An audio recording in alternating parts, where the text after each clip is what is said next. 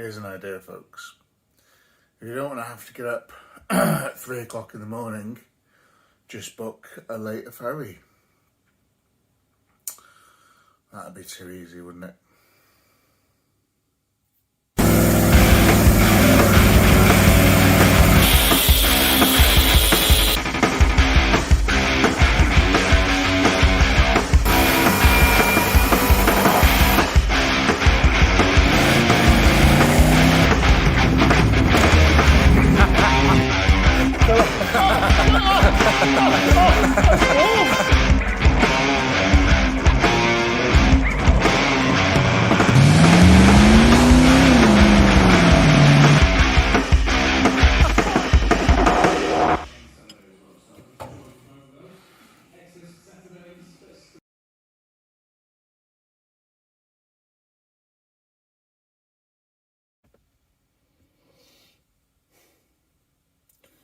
It's 3 AM.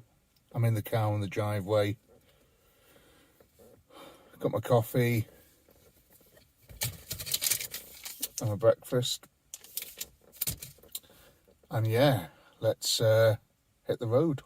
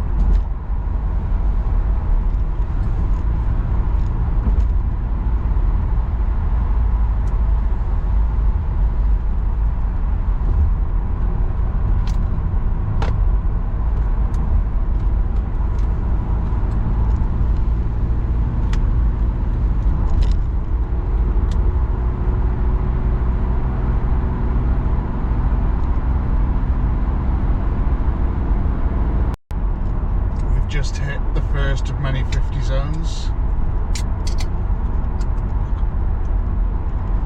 If you don't know what a 50 zone is and you're watching in a different country, a 50 zone is where the highways agency decide to reduce the speed limit dramatically for no reason and blame it on workers' safety, when the reality is the workers are safely tucked up in bed. But we have to abide by the law. Just opened my coffee. The machine is saying we have 4 hours and 44 minutes to go until Dover.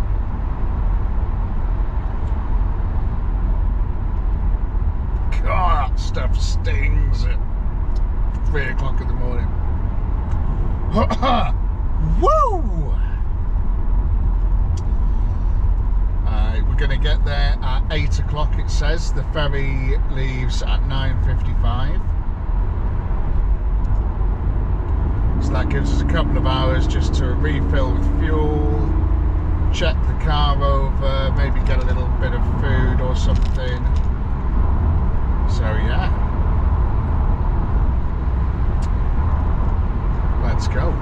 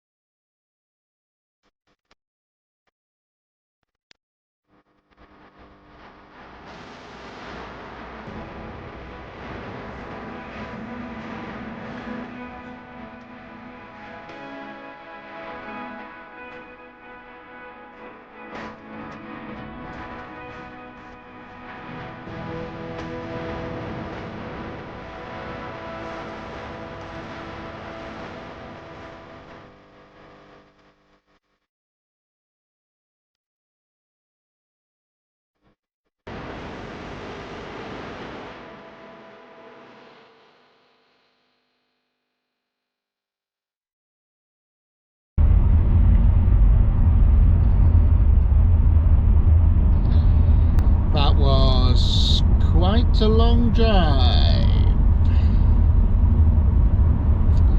We're just here on the 5th or 6th 50 zone, and this one's going on for a long time. This is on the M20, which goes down right into the corner of Britain, into Dover, and yeah, it's pretty awful, but the cruise control is on. Well, it was on a minute ago, but I'm just overtaking this van.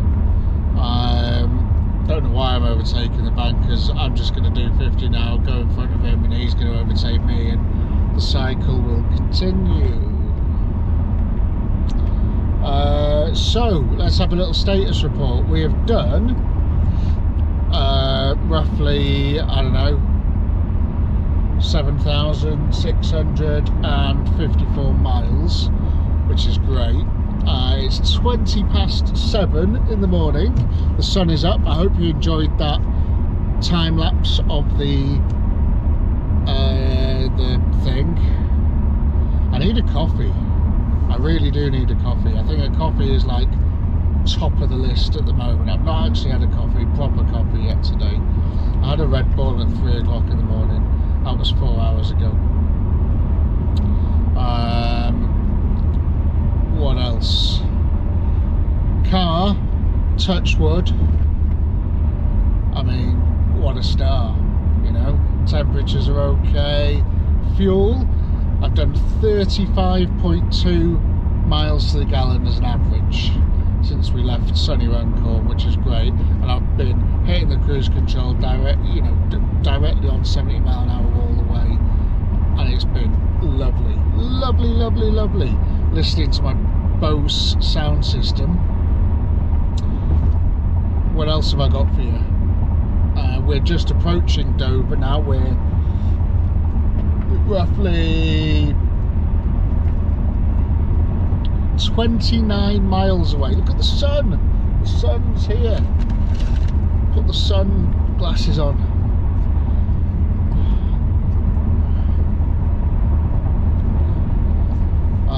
We're roughly 29 miles away. When we get there, we're going to be getting there with good time, you know, with plenty of time, so it gives us a chance to pull into the petrol station, get all the levels checked again, get a coffee, fill the tank up again, and yeah, everything will be fine. We'll get onto the boat, I'll get some breakfast, and then before you know it, we will be in Europe. We'll be in Calais, then we'll go through Belgium, and then we'll go into Germany. Yes.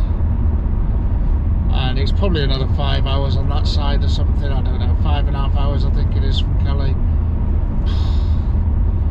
But we have got the Autobahns. Been thinking about the Autobahns though, and maybe I might not give it the beans on the way there. I might save it until the way back, just in case, you know. But that's it, that's all I've got for you.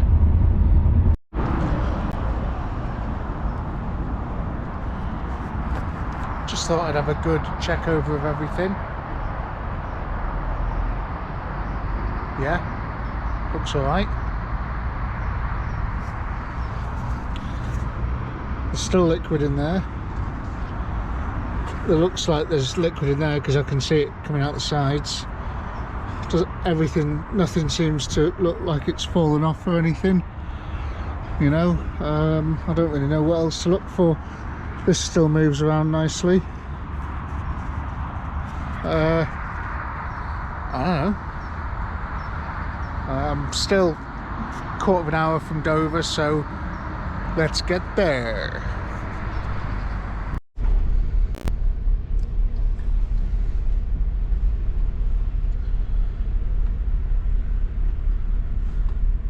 So it seems we're here. We've arrived at the terminal. We are now at Police aux Frontières. I need to give them this thing. Do you want to see my passport photo? I'm not going to show you. beautiful day it's turning out to be. Absolutely glorious weather. Really, really nice. Let's see if this guy is chill or this girl is chill, or if they want to search inside my rectum. I mean, we've got an hour and a half, so could do.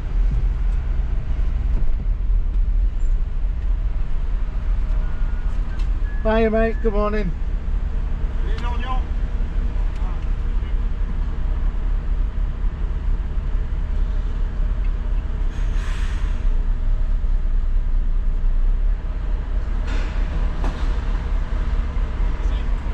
Merci.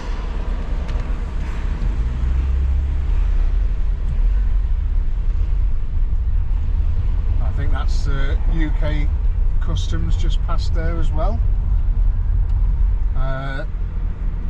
Lovely French bloke, happy to see me, even though we voted to leave the European Union, but we're trying to rebuild relations now, aren't we, you know? So check in this way and check in that way. Oh, down here. Oh no, we're getting searched. Oh, we've been picked for a random inspection, guys. Shall I leave the camera rolling? I won't tell them it's there.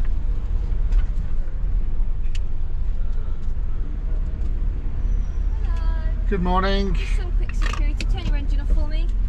Lovely. Is this your vehicle? It is, yeah. Lovely. Do you have any knives? Any weapons? I need to know that. Nope, nothing. Lovely. Jump out, open up all the doors on the boot for me and have a quick look inside. Will do.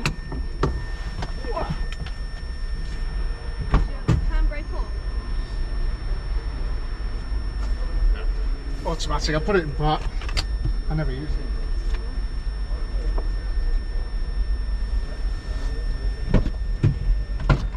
Can you open this one for me?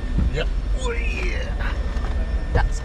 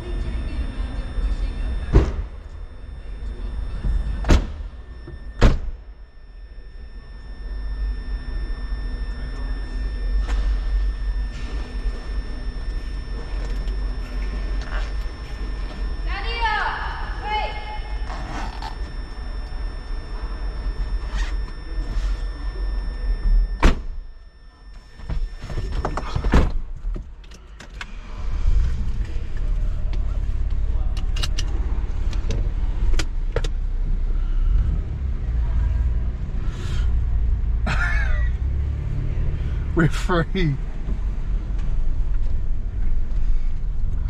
I did offer to spread them, but she wasn't interested. Annoying. Oh well. Better luck next time, eh? I think, you know, the crack is with these people, if you're just nice to them and you're polite and you're just like, yeah, of course, you want me to open my bag? Yeah, of course, yeah. You know, they don't really tend to fuck your day up. If you start giving them shit and be like, no, what do you want to look in there for? No, I'm not showing you that. I know my rights. Then all of a sudden they're going to make your day a lot harder, aren't they, you know? So, just don't sweat the small stuff. Let's get checked in. Right, where do we fancy going? Is this guy gonna... Yeah, he's gonna take the hit and go in the left-hand lane, and we'll go behind van and trailer man. He's obviously got some sort of race car in there. Wonder what it is. And we're straight through. Unlucky.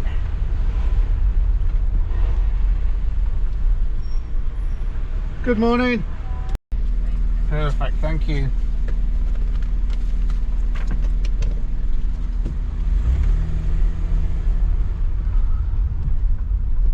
Here we go, folks. Lane 212. Now, that's probably going to obscure your vision, that, so let's see if I can put you over there. What about now? Can you still see? Everything okay? You alright? Good. Looks like you're in the passenger seat there, isn't it? Great. This is the first time I've ever been to the Nurburgring on my own. I've been quite a few times, but always with other people. And this is my first solo trip. So thank you for coming with me. I'm really, really appreciative of your company. It's an incredibly beautiful day to be doing this. Done alright. It's been like pissing it down for the last sort of week, so this is great. Look at that big ship over there just sailing away. Wishing you how to zoom, but isn't that cool? On its way to Europe. The FDS boat over there, White Cliffs of Dover. Yeah, it doesn't get much better, does it? Love all the sort of heavy engineering that they have in docks.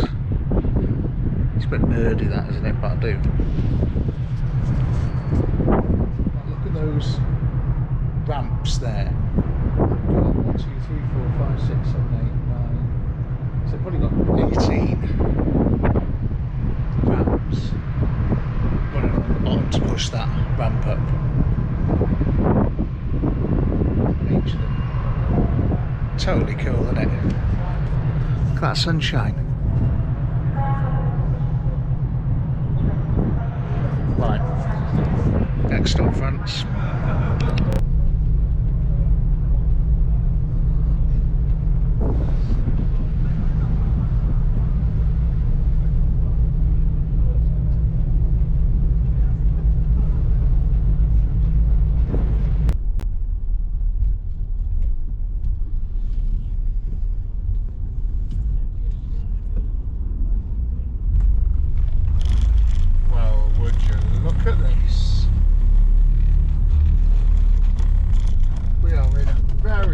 Sunny France. Hello, France. Hello, Calais. You beautiful city. Oh shit, I need the maps. Maps. What did people do before Google Maps? Did they learn things in their heads? They must be mad. What's this truck doing? Which lane do I go in? How can I understand you? Why is everyone going so slowly? Look at that Unimog. Oh my god, that is cool as fuck. That is really cool. Really cool. Right. Hotel an der Nordschleife. That's where we're going now. 5 hours and 6 minutes to get there. That Unimog is sick. Look at it. leaning all over the place. Where's he been? He's got 2 spare tyres. What do you need that for? I bet he's been for like a weekend in the Cotswolds.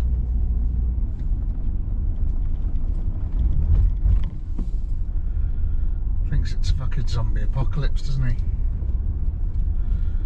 This route crosses through Belgium. Oh god, well, there's not a lot we can do about that, is there? Right, to overtake this tractor. It is a tractor, it's just a tractor, isn't it? That is a tractor. That man is driving a tractor with a bed in the back. Oh, this goes down to 1 now, sorry, cut in front of him. I won't take that off just yet, I'll wait till we got out just in case any nice policeman wants to tap an AK-47 on my window.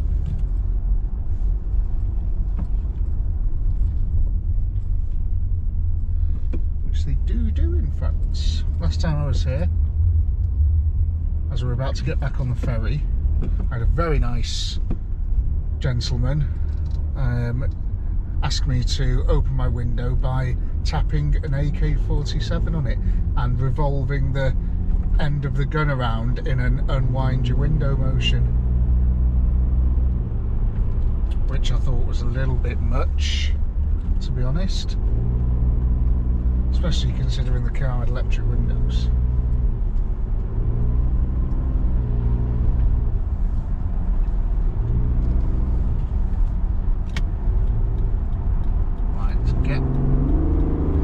Dacia needs to go. Oh no, I'm in the wrong right. Okay, yeah. Let's go this way. I've forgotten how to drive. So you overtake on the left-hand side on the continent, and you go round roundabouts and stuff the wrong way. It's fine. We'll pick it up. We'll just watch what other people are doing. Ideally ones with all the squiggly bits on the number plates, because then we know they're not from Britain. It's a bit warm as well in the car, the sun beating through.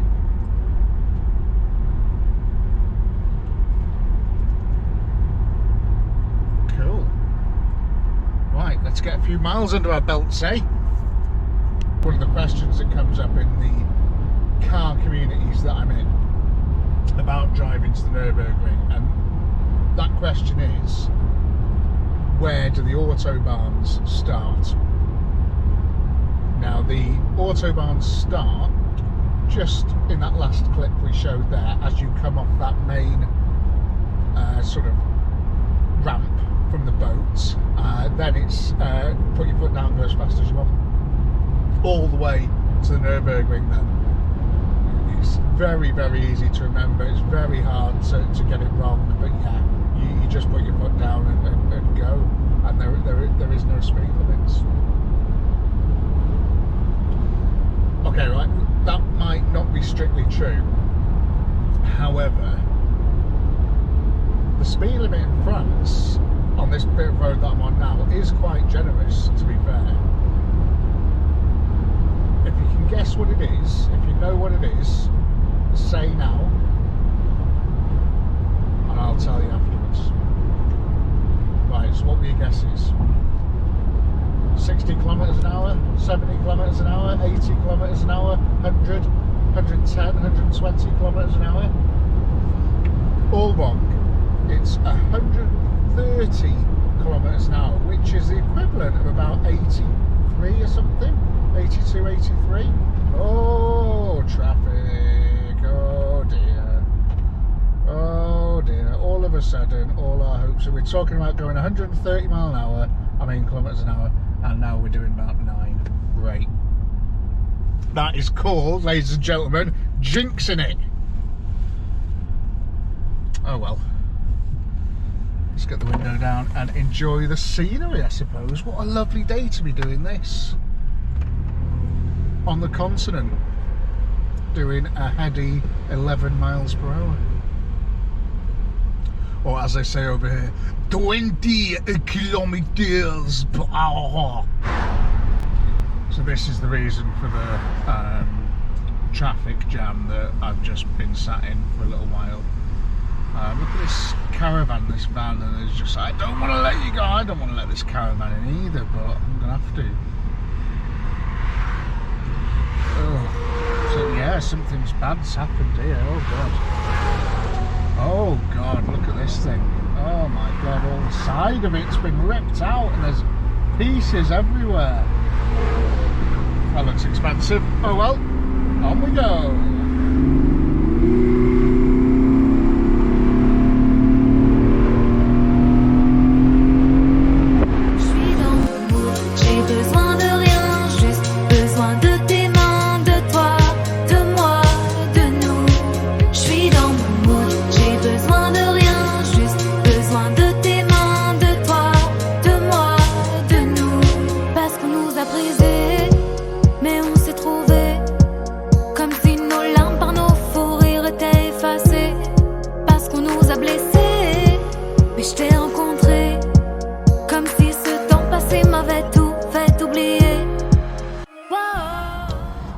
Because I'm quite a well-travelled guy, whenever I go places like this, I've built up a habit of sampling some of the local delicacies, if you like, and something that makes that particular area unique. I always enjoy trying, you know, try anything once. So what I've just picked up here are these Haribo baller sticks. Now,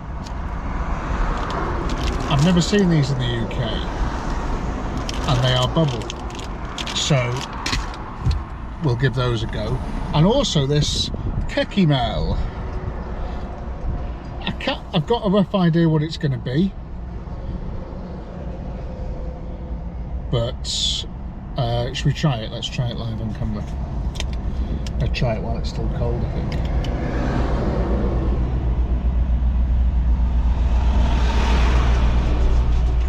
Yeah, great. Okay, here's what I thought it was going to be. It's just like chocolate milk, isn't it? But better, because I'm in Belgium. Right, should we try one of these? Why do I get the feeling these are going to be absolutely hideous? I thought that as I was buying them. Very nice person in the shop there, but they nowhere to go for a wee. I want you to pay with change to go for a wee. I haven't got that. Should probably move out of the way of these lorries, shouldn't I?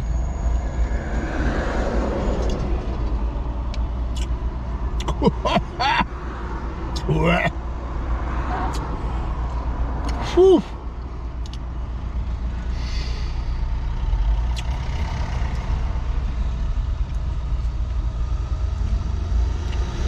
Okay, spicy.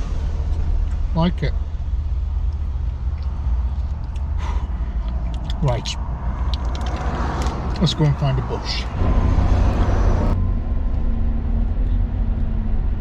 Let's talk about miles per gallon. Exciting. I'm just stuck in a bit of traffic, so before I forget, in my miles per gallon, my average gets messed up. There is roughly 4, maybe a little bit less, maybe 3.6, 3.7 miles per gallon difference between 70 mile an hour and 82. So for an extra 12 miles per gallon, it's going to cost, no, for an extra 12 miles an hour, it's going to cost you about 3.7 miles per gallon, which I think is worth it, isn't it, really, when you think about it? And I've done that, and I'm telling you now, accurately, yeah, really accurately. There's a screen in front of me there that tells me, and you know, accurately.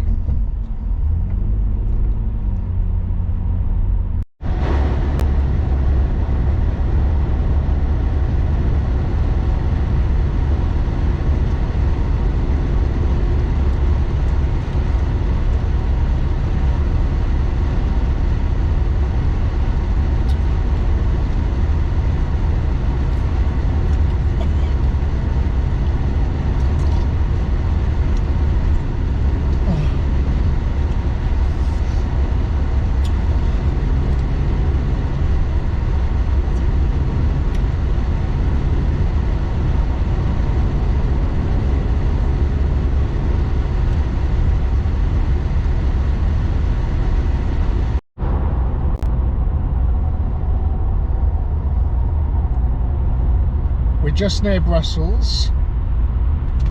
We have penetrated Belgium, which felt great, and we're now not a million miles away from the border of Deutschland, which is exciting. On the Europe side, the continent side, we are almost halfway there. 2 hours and 40 minutes to go out of 5 hours. I'm feeling a little bit more comfortable about the car and stuff now, so I felt we could have a little bit of a chat about it, you know. Everything seems to be good, working, fuel consumption, temperature. I'm just like dead happy with it so far. It sounds brilliant. I mean, let's see if I can give you a little demonstration of how it sounds. Let's find someone to cut up. What about this Audi driver? Do you think they deserve to be cut up? I do. In fact, there's a Porsche next to me here. Look, let's pull alongside this Porsche. Give us some beans.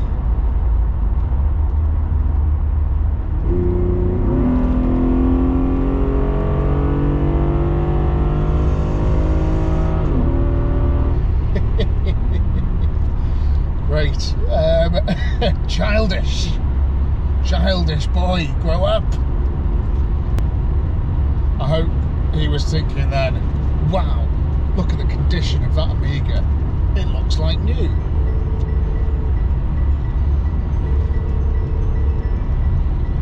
Sorry, I've got an incoming call. Hello. Hello, mate. Can you hear me?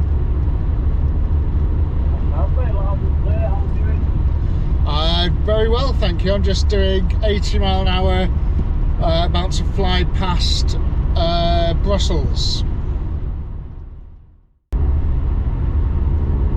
Sorry, I just took a phone call there in the middle of Belgium, and I had better signal than my mate who's back in Tarpley. Anyway, yeah, the car's going spot on so far. We're looking at 2.5 hours before we get there. When I get there, I'm thinking of just having a look around where I'm staying, because I'm staying in a different hotel than I ever had before, and I'm going to try and find somewhere that does like a little bit of takeaway or something, because I'm a bit bollocksed after getting up at 2 o'clock in the morning. So I'm going to find somewhere, take a bit of food back to the room, get my laptop out, do a little bit of stuff, and then yeah, get an early night, I think, get prepared for the next 3 days of exploring. But also, if I get there early enough, and if Tourist Spartan's on, I'm not sure if it's on a Thursday night, but we'll have a look. It might be. So if we get there about 6 and Tourist Spartan's on, I'm going to have a look around the car, make sure everything's okay, and I might go for a cheeky little lap. And I'm just going to do that just so I can test a couple of like camera positions and stuff, and just because I want to. It's really not advisable when the car's done 10 hours of driving, but I'm sure it'll cope. But I'll cross that bridge when I come to it, and I'll make a judgment call, I think, you know. Taking this car to the ring is something, believe it or not, I've been working up to for donkey's years. Ever since my mum had that original 2-litre GLX, I've been thinking, wow, I want a Vauxhall Omega. And then I remember the first version of,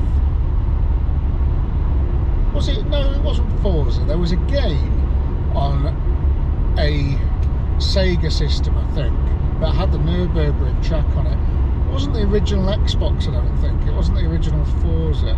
I'll have to dig that out and find out. If you know what the earliest game was that featured the Nurburgring, donkeys years ago, give it a type in the comments there and let us know.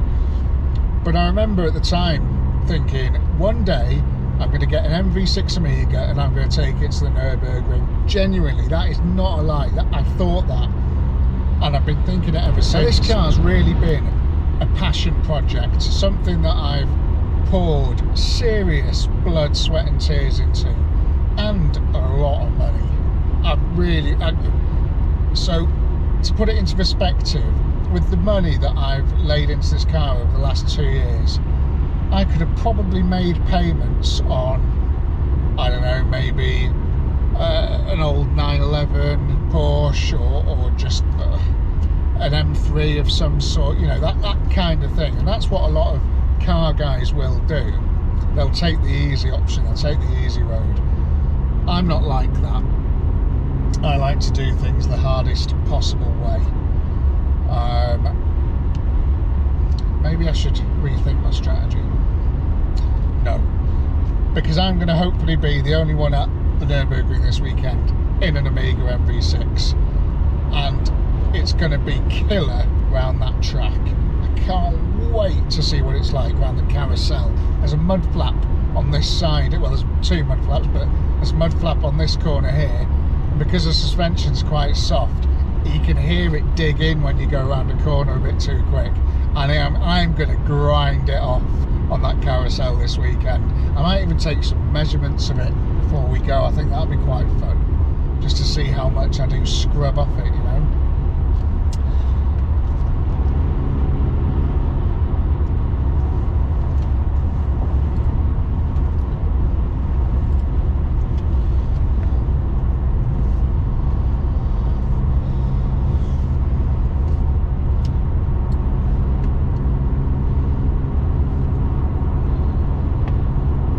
So what is it about the Omega that I really, really like, and why have I gone to all this effort and spent all this money to get this Vauxhall Omega that's probably worth about a third of what I've put into it?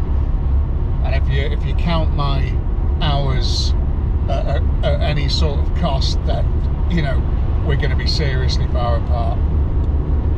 Just about to go past a Brits with a Brian James trailer. Wonder if he's off to the Nurburgring this weekend in his 16 plate Range Rover, and he's still got his thing up from the Ferry as well, the loser.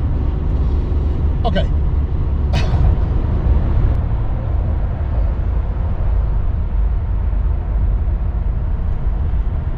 This car, let's have a look at, back in the day, what was available. So 1999, and we're looking at the sector of luxury saloons now. No, seriously, luxury saloons. You had a few options. You had some curveball options, such as naff things like the Ford Scorpio. The only good thing about a Ford Scorpio was the V6 Boa engine that they started putting in all sorts of other things. Cosworth engine. Apart from that, what a shambles of a car. You had stuff like the Lexus, the GS 300 I think it was, but it's slightly different kettle of fish to Lexus, and God, he was going quick. And I don't know how well they sort of did, really, to be honest. A bit niche over in the UK, I think.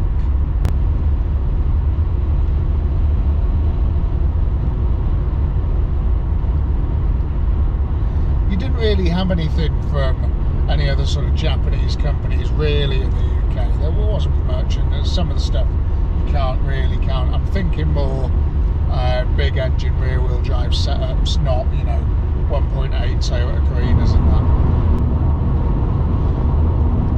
You also had stuff like the Peugeot 605, but again, we can't really count that because it wasn't really a 1999 thing, although it was still around when it was still being built and sold when the Omega was being built and sold, because the Omega started in 1994 and the Omega B, which is this one, went up to 2000 or 2001.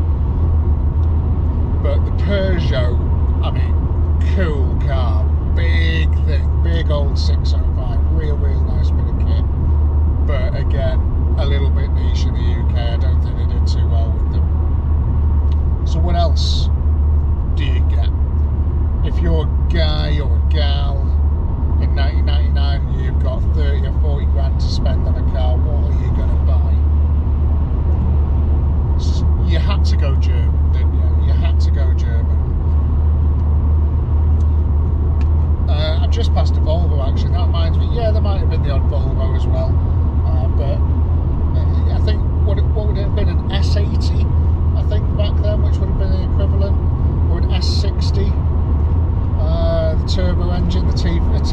S60 or something. I don't know, I think maybe a little bit later on those.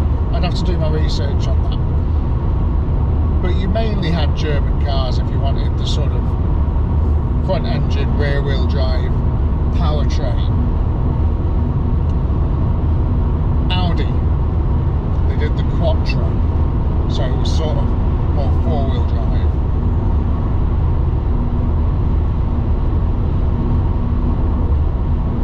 Let's start with Audi. They did the A6 3-litre Quattro, yeah, great. The only reason you'd have ever bought that Audi is if you didn't like cars.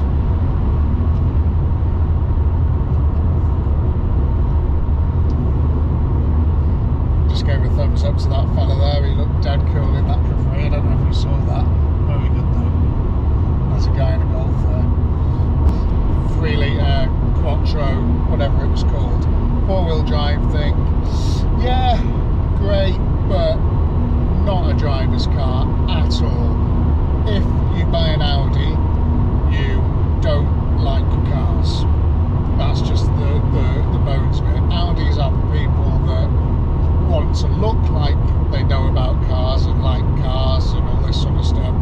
But the reality is when you delve into it, there's not many redeeming features about an Audi A6 3-litre Quattro. It really, really isn't. When you jump up to stuff like the S6 or RS6 and S4 and the Advanced and a few other things like that, yeah, they've got some redeeming features, but not that Audi. I'm sorry. There's a lot of Audi steer, isn't there, that goes on in this type of thing, and that just puts them right down the list. So what else have you got?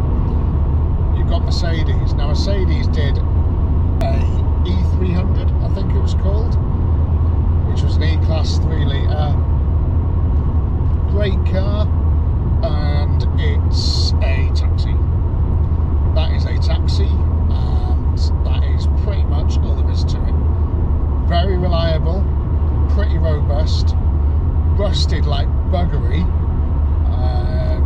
towards the end of their lives, but an okay car.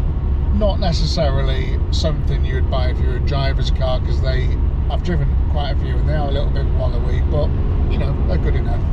Gearboxes and things like that, yeah, all a little bit toffee. So what have you got left then? What are your choices? What are you going to buy with your money? You've been round all the garages, you've had my words ringing in your ear going, don't buy this, don't buy that, don't buy this. So what are you going to buy? You've got two choices. Either an Omega MV6, it's a place to be, or a BMW 530. Now, I'm a big BMW fan, so yeah, okay. BMWs, that's your only two choices, BMW or the Omega. The BMW came with a 3-litre straight 6 engine, which is a fantastic engine, absolutely bulletproof. I've boiled one of those over, those 3-litre straight 6s, in an E34 5 Series, to the point where it locked up the engine because it boiled over that much and it got that hot. Genuinely, this is not any kind of urban myth. I went to it the next day after it had gone completely cold, and it started first time and ran like there was nothing wrong with it. It didn't have a radiator or anything on it. We were doing it on an 8-hour endurance race, and it just blew my mind. So the BMW, quality, incredible engineering, real tight everything, steering, brakes, suspension, wishbone, set up beautifully. Really nice car. A lot of redeeming features. They look great as well. The hot one was a little bit hotter than the MV6 as well, the M5. That was a real killer. But if we're going to go like for like, 3-litre on 3-litre, then that was the one that would have been available, and probably comparative financially as well.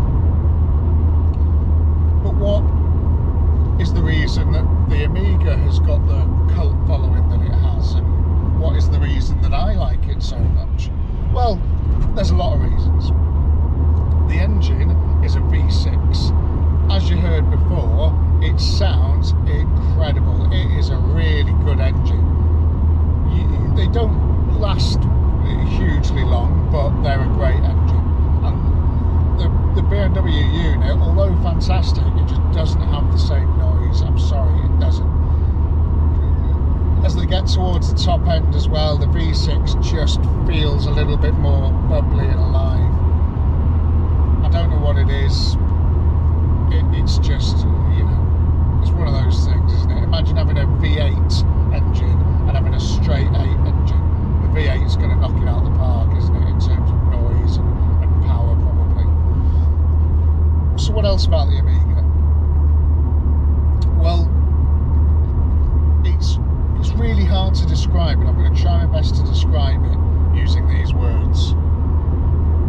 In the BMW, you felt like you were sat on it, you know, and the driving position was great, and, you know, all gears, everything was fine, but it felt very much like how can I put it, like it was, you were not as involved with it as you possibly could be. Now the Omega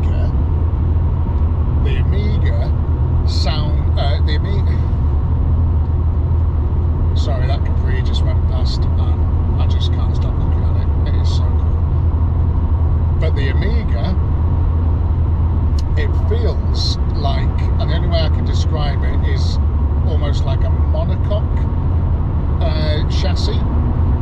So the doors, front and back, they envelop you.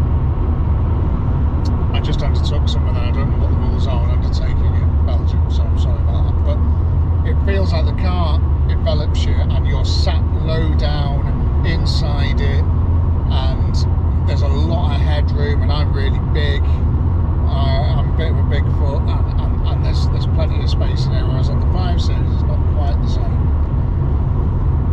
The doors are so heavy on GM cars. This is a GM. I can't remember what the name for the body style or the body shape was, but it shared it with loads of different things like Pontiac GTO and a load of other stuff in Europe. But the doors on all GM cars are seriously heavy. There's loads of weight behind them, and they're solid as a rock. So when you close the door and it latches in, it feels really tight, and the car, the whole body of the car doesn't flex, doesn't move. It just feels solid as a rock. Feels like a race car, you know. Whereas the BMW, it kind of doesn't. The doors are a bit lighter, but that, you know, you could argue the BMW handles a little bit better because it was a little bit lighter in some places. But the Omega, that solid feeling, is something that you just don't get with any other car. It's weird. It's hard to put into words unless you've driven it, you know. So what else about the Omega? Well, you know, let's have a look at build quality. BMW undeniably is the better engineered machine. The Omega, though, once they're all up to spec and you've rebuilt everything 1,000 times, they're going to be fine. That is their weakness, though, compared to the BMW, and that's why BMW sold a shed load more in the UK than this, and probably in Germany and stuff as well, where the Omega was badged as the Opel Omega B, and it was built and engineered in Germany and designed in Germany as well. And we were very, very unlucky as well. We came so close in 2001 to having a V8 Omega, and it's a fascinating story. It really is. The V8 Omega was going to be called the Omega V8.com. Honestly, V8.com. It was in like 2001 when there was a bit of a thing going on, and they were going to call it the Omega V8.com. Great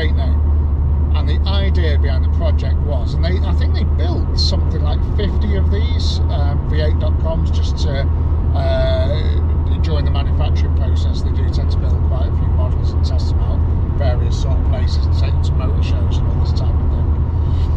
But yeah, they built these cars. They had a very early sort of form of Wi-Fi internet type thing. I'll have to read up about it again, but if you know, again, give us a type in the comments and tell us what exactly it was. Maybe like a WAP type thing, I don't know. If you remember what WAP was. Nobody remembers what WAP was. But the car had screens in the headrests. It was, I think, stretched, so you had more legroom in the back. Amazing. And yeah, it was fitted with an LS1. LS V8 engines are quality bits of kit. I'd love to do something with one day, just to say that I have. There's actually a Corvette in front of me right now that's possibly got an LS1 in it. Let me go past and I'll show you. Should we give him a wave as we go past? No, he wasn't looking. I don't know if you can see that. It'd be a shame if you can't. And there's a Lotus there as well. Oh, there's actually an old Porsche there as well, 911S. Nice. Lovely. Good cars. Not as good as mine, but good cars. So yeah, it was going to have an LS1. Wow, imagine how good that would have been. A big old barge with an LS1 in it, with all the GM traits that these Omegas have got. But alas, wasn't to be. The reason it wasn't to be is they were designing and going to build this car over 2 years, 2000 and 2001, and the LS1 in the Omega engine bay got hot. Now these V6s get hot. The engine bay in an Omega, even though it's quite a big car, is very, very, very compact. And in countries like Australia and the US, they had to remanufacture the Pontiac GTO and some of the Holden stuff in Australia, so they'd work with the V8s. It wasn't something they got round to doing in Europe though. Annoying. With the LS1, they did actually sort the cooling out on some of them, I think, and they made it run cool enough on the biggest test of any car, which is long haul, foot down, top end speed on the Autobahn. That is where they tested these Omega V8.coms, and the reports were that it was just getting hot. Oh, police there. I don't know what the speed limit is. What's the speed limit? I don't know. 110 possibly. I don't want to get pulled over. I can't speak German or Brussels. But yeah, let me carry on what I was saying. So they did a bit of work on the engine bay, a bit of remanufacturing, and they did manage to cool it down, which is excellent. And you think, why didn't they make it then? Well, during these top speed flat out tests on the Autobahn, the gearbox got hot, and that was a little bit of a kiss of death. It's something that they definitely could have fixed, but you know, anything can be fixed in a car. You can remanufacture things and do all sorts of stuff with a car to make it run cooler. But the gearbox remanufacture would have taken them just that little bit longer than they would really have wanted to, and the car was due to be put into production at the end of 2001, and what that meant was that the problems with the cooling, they wouldn't have had enough time to do it, they wouldn't have had enough time to put it into production, and it pains me to say, but the whole V8.com project was cancelled. Nightmare. So the only way you could get a V8 one of these was get some sort of a Holden or Pontiac, not Pontiac, was it Pontiac? Pontiac GTO. So yeah, that's the story of the V8 Omega. The V6 is pretty good though, the V6 will do. I'm enjoying it. And they are pretty quick. It's got 211 horsepower. It's not that far off the LS1 anyway, probably by like 100 horsepower. But it's still a really cool car. And I think a lot of people agree with me. It's got a real big cult following. And long live the Omega. And don't forget its pedigree as well. The Lotus Carlton, the Vauxhall Carlton, the GSIs. You know, Vauxhall didn't know what they were doing at the time when they built this thing. But anyway, that's my ramble over. We've now got 2 hours left, 180 kilometres. Hopefully this police car goes away so I can put my foot down again.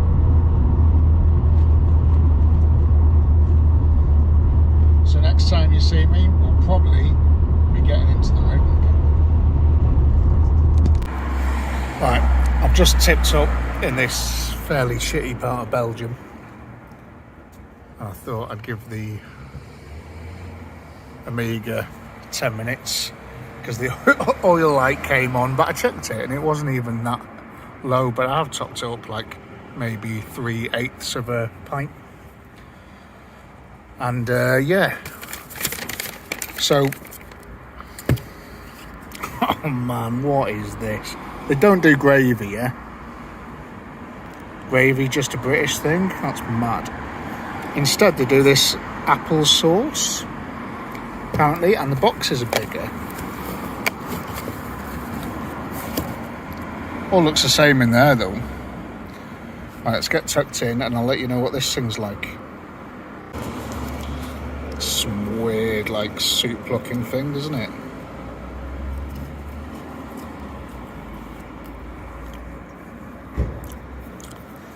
Okay, I mean it's kind of good, but it's like ice cold.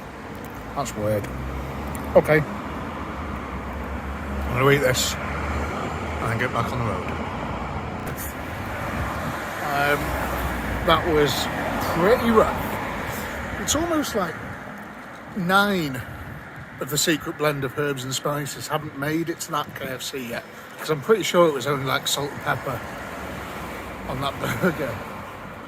That's a nice house. But yeah, rough that one. Anyway, got a drink, car's cooled down, let's get to the ring. Well folks, we're kind of on an Autobahn now, although I haven't actually seen the official unrestricted Autobahn sign, like the one that I've got hanging in my garage. But I have seen some cars go pretty quick, so I mean that's good enough for me.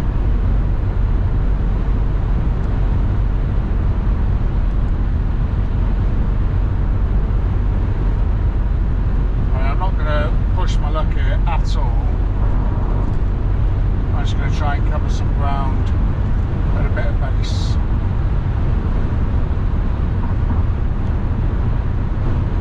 It's funny, earlier I was doing about this sort of speed and there was a oh,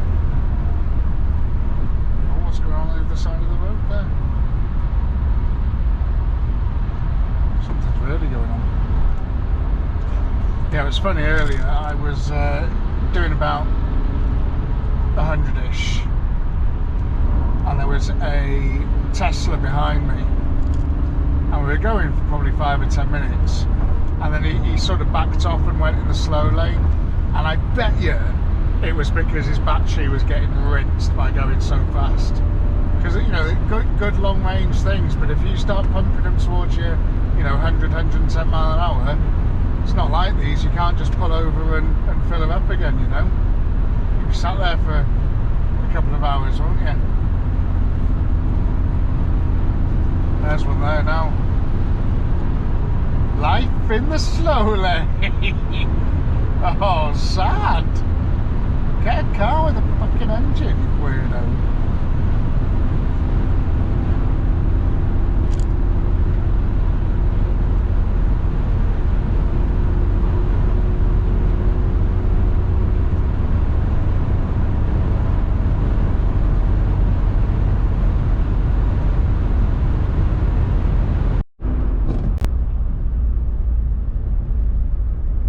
Germany does some really clever things. Having an unrestricted road like the Autobahn is a thing of beauty. I think the reason it originated was something to do with Germany being such a large country, and they found that the economy would benefit from people being able to get from point A to point B a lot faster, and then the sort of cars grew around that, and you know, all that type of stuff, and it's just fantastic, very, very clever. But that's not the only clever thing they do. This road that we're on now, you see these lorries, you get these in Britain, and I bet you've been on the motorway and you've had one lorry in this lane, one lorry in that lane, overtaking it at 2 miles an hour, and it taking about 5 minutes to get past it, clogging up the entire road behind you. Well, between certain hours on this road, lorries are not allowed to overtake each other. They're not allowed to stay in this lane. There's exceptional circumstances where they can come out, but in fact that's a sign for it there, look. Between 6 AM and 7 PM, the lorries have got to stay in the right hand lane. Absolute genius. And you know, unfortunate for any of the lorry drivers out there that, you know, get stuck behind someone, but for the rest of us, it means your commute is 100 times quicker and you're just getting jobs done. Work is being worked on, you know. Really, really clever. And there isn't that many lorries, you know, and they're not all bunched up together, so yeah, it's alright, isn't it? Anyway, just thought I'd share that nuggets with you. Oh look, a couple of Clios on British plates, 3 Clios on British plates.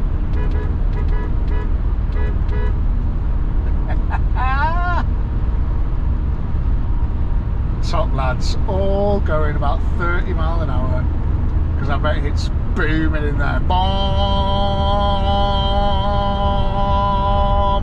All the way from Essex or wherever they've come from. This is what you need for going into Germany, guys. I don't know how else I can show you. You know, there's like 5 hours worth of YouTube content just on this trip, because this is what you need.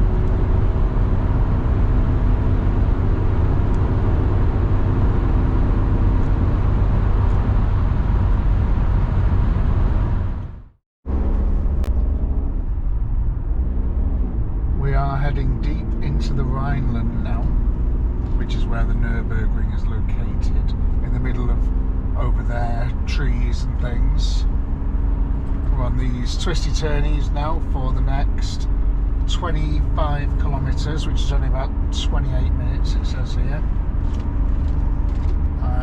Yeah, we are very close, and I am very excited. It's really nice to see this place again. The last time I was here was, I think, 2018, and then I couldn't go in 2019 because I went to America, and then COVID. And you know, before that I'd been going sort of roughly every year, and yeah, COVID hit and everything, the world fell apart, and wildfires and economy and interest rates, but we're back, and there's a traffic jam. There didn't used to be traffic jams. That's quite a new thing, I think. Cool anyway though. I don't want to lower the tone of the video at all, but I think it is important that I mention something to you. During the pandemic, there was the worst flooding that this area has ever seen, and driving through it now, it's scary to see the damage that it's done to people's lives around here. I mean, this is a very seasonal place as it is. You know, I don't imagine it only for the bigger hitters. It's going to be quite easy to make a living here, but for, I would say, probably the vast majority of people here, I mean, that sort of destruction must have been really, really tough. you know, it's great to see the resilience and the rebuilding that's been going on as well, and just the fortification that people are doing. Every house seems to just be, you know, either getting rebuilt or bigger and better than it was, you know. And fair play to them. It's a lot of the greenery that was around, and trees and all that sort of stuff around these parts here. I don't know if you can see a lot of these mounds and things, but that's kind of all gone. But it'll come back. It'll definitely come back. But I just wanted you to know that it's not all been happiness and joy around here for a few years anyway, a good couple of years since that flooding. But from what I'm hearing from friends that are over here and people in the Nurburgring community, you know, spirits are high, things are getting back together, and, you know, life moves on, doesn't it? But yeah, really sad to see the damage that it did cause. And it really makes you think as well, you know, unless you're completely immune to you know, flooding where you live, then it is damaging, really, really damaging. But yeah, I think, well, we're coming up to sort of Adonai area now. The Nurburgring is around us, somewhere around here. But I'm going to bring you back on as we get a little bit closer. So, as you can tell, we are somewhere close to the Nurburgring. This is heaven, isn't it? This is heaven. So this is Adonai. This is where a lot of the Brits come. There's some nice places to eat round here. It's a good pub called The Crown, which I'll probably pop into this weekend.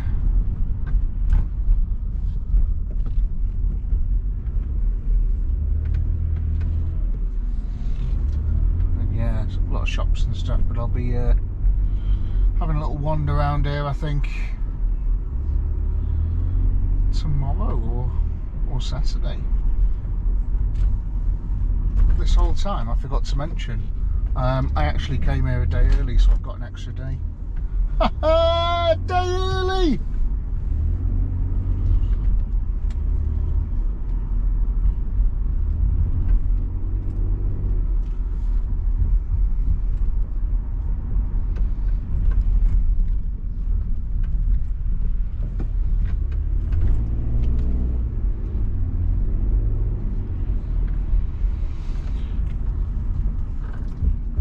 Pinocchio's there, where I'll probably pop in and sample some of their Italian food. Mr. Donna there, supposed to be quite good. S2000 going too fast, what a prick. Look at that Ultima there. Nice.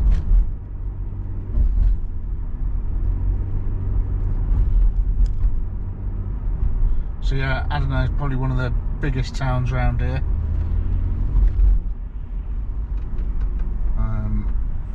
And a lot of people sort of bolt hole when they come to the ring.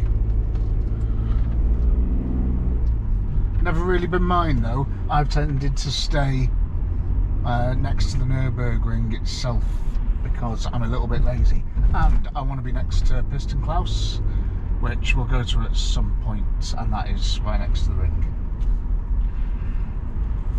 Mind you, we're all right next to the ring now, aren't we? The ring is all around us. We are the ring.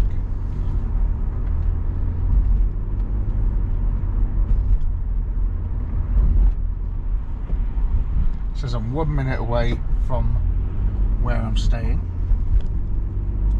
so you might as well stay with me, eh?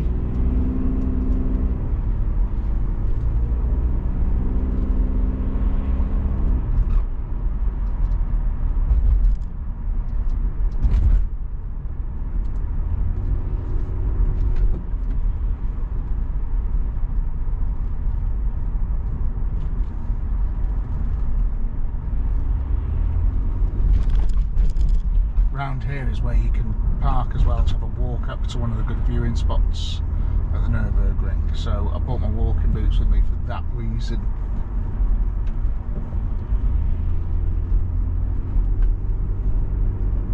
So this is the bride side entrance, and yeah, it's where I'm staying. Oh, let's go in the right entrance.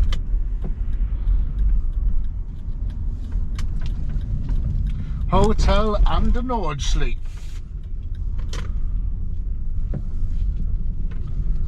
And I think I've got one of those nice rooms there.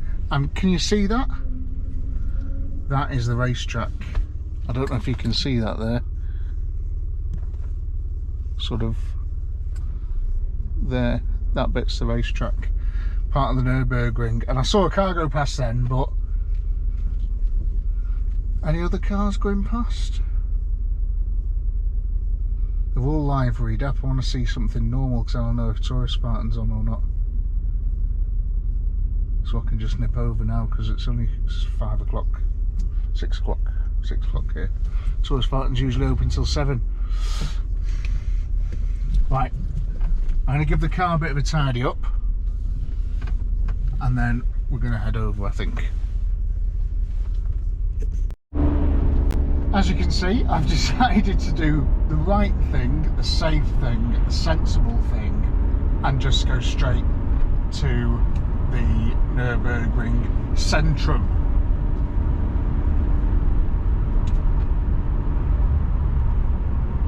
I'm gonna make an attempt to just get an easy desert lap under my belt tonight. I think that makes sense. I think that's a good idea, don't you? I think so.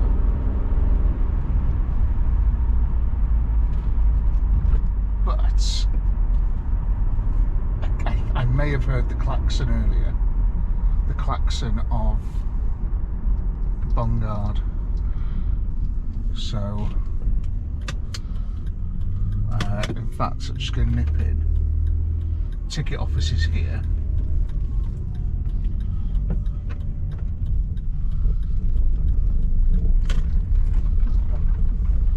Pick up a couple of laps.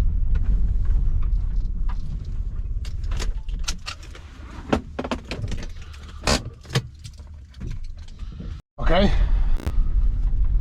I've just got my tickets, got a few laps on there, €30 each, bloody few quid in it, you know, all this driving around malarkey.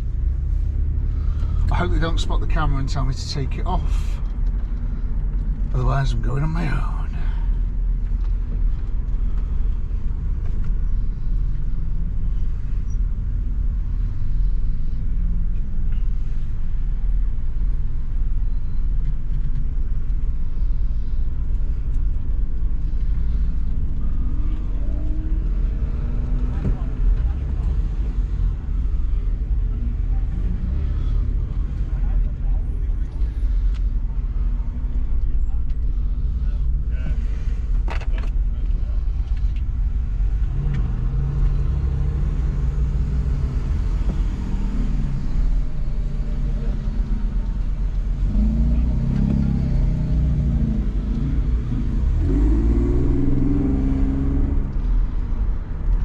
Okay, this is the Nurburgring, everybody. Are you recording?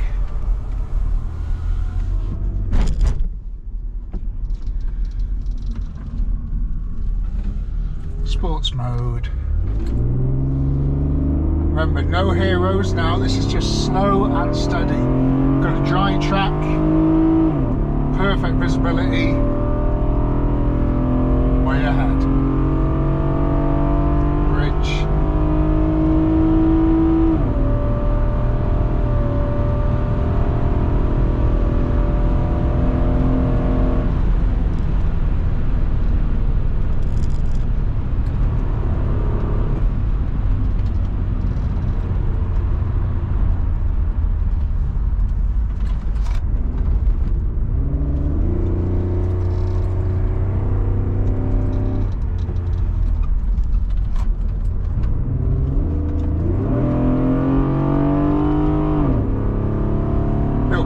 On the change then, I think gearbox is pretty hot after today, and that was my fault. I wasn't feeding it enough beans.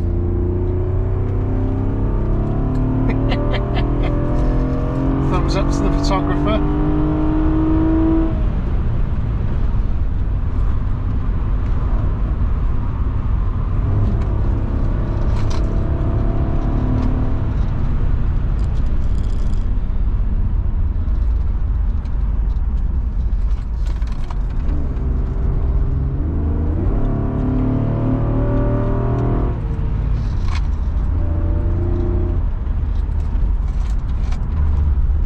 Essentially just the same as the video games, this, if you've ever played any of them. No difference at all.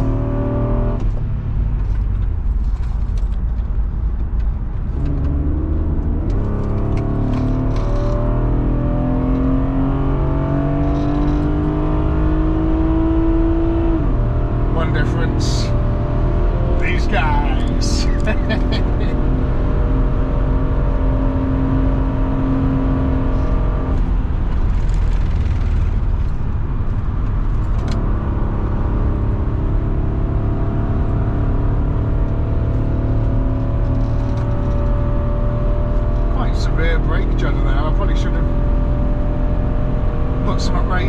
Pads on it before I came, but nobody's got time for that, have they?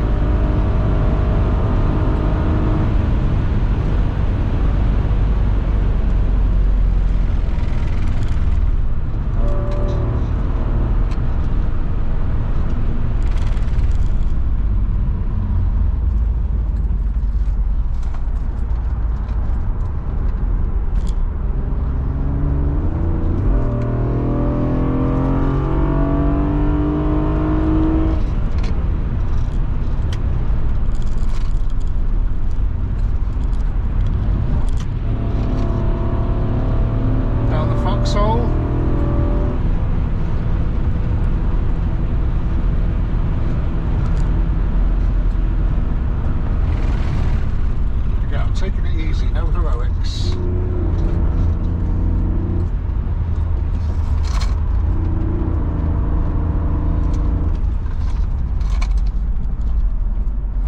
It's late on in the day, I've been driving for 15 hours. Did not mean to clip that curb then, but I did do.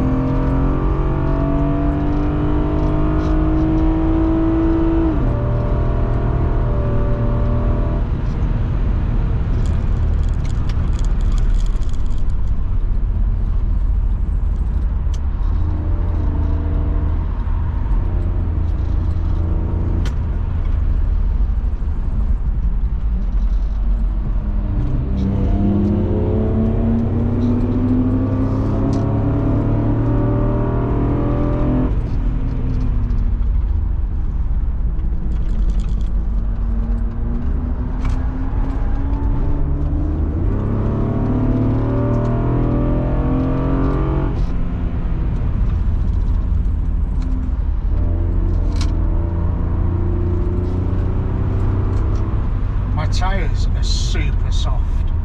That's what I'm learning from this. Super soft. I wonder if I can get away with any more PSI than the 35 I've put in. Unless it's just the heat again, I suppose. Brakes are still working, just.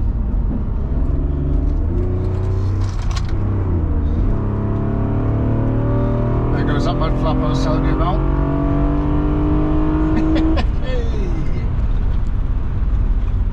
That's my hotel, that's where I'm staying there. Which is fun, isn't it? As I fly past it.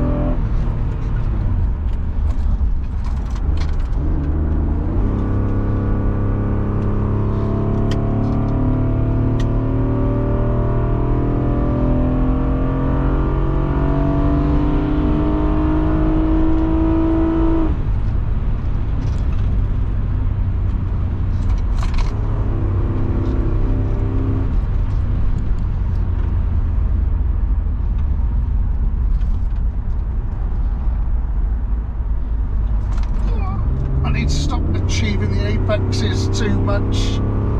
Getting a little bit clingy, aren't I? Trying to run away with them.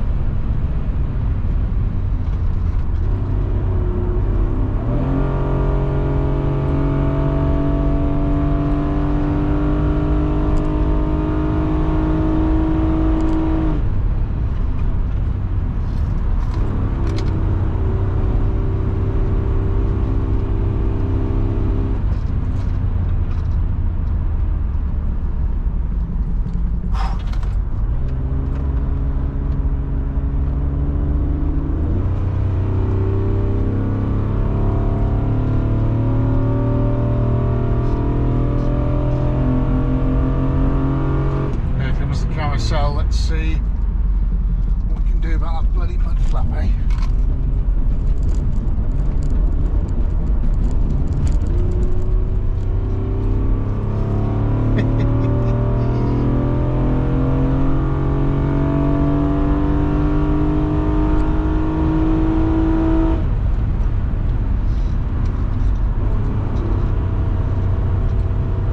This back section of the track now, this is the sort of second half of the track, is definitely my favourite, you know.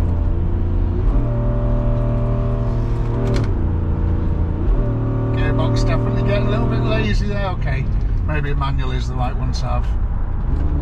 Let's get this Porsche past us, yeah.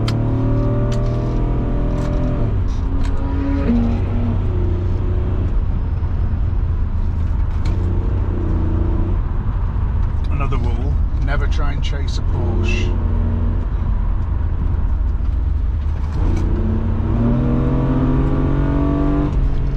Oh, yellow flag, what's going on? Oh.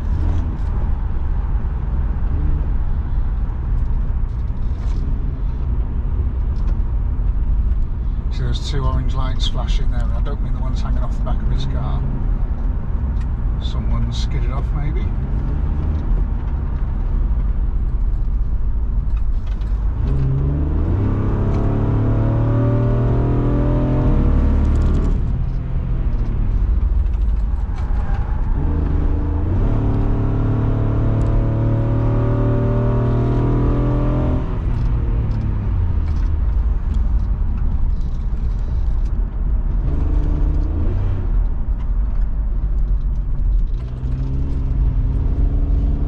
Stop dead in the middle of the track. That's very strange. Oh dear, what's all this? Oh dear, that's sand that someone's put on some oil.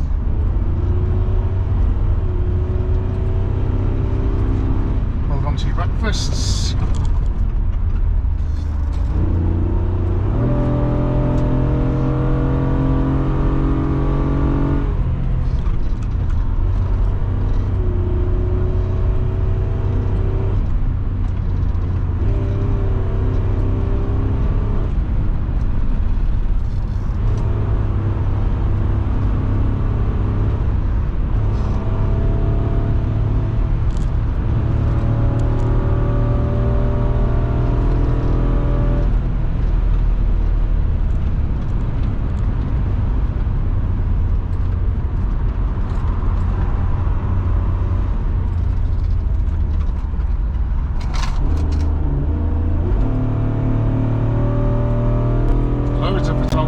Tonight, which is great. Hopefully get some nice shots over the weekend. Mini carousel, some minor scrapage to mud flap, and we're coming to the Dotting Hoe now, which is the big straight.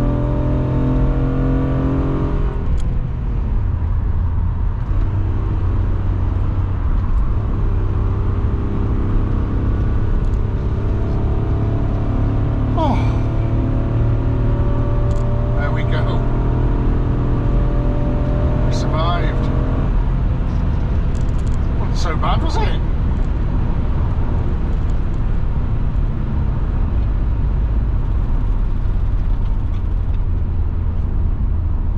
So that was a quick lap. What are we on now? 6:30 it is in Germany, but say it's 5:30 because we left England today. So I've been driving constantly since 2 AM, so that's 13.5 hours. No, since 3 AM, sorry, so 12.5 hours. No, 14.5 hours. And I've just done a lap of the Nurburgring after 14.5 hours driving. Great! That was a bad idea, shouldn't do that. But I did it anyway, because I'm a rebel.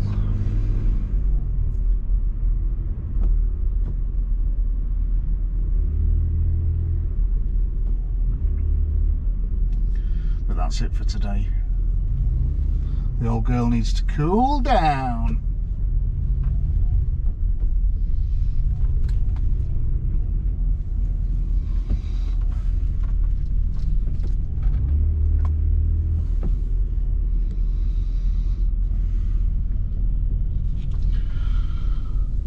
Is Devil's Diner open? No, it's not.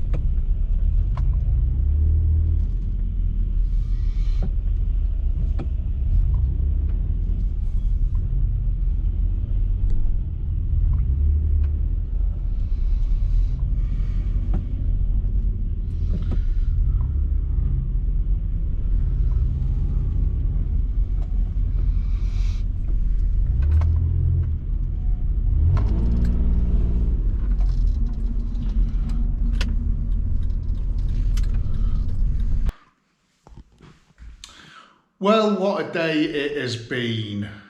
I mean, I'm happy as a pig in shit. This is my gap, my residence for the evening. Could be worse, couldn't it, eh? Got my dinner there. My laptop ready to do some editing. Dirty bastard. Got this as well, great. Gotta love the Nurburgring for just throwing random bits of machinery in your room, but fuck it, great. Out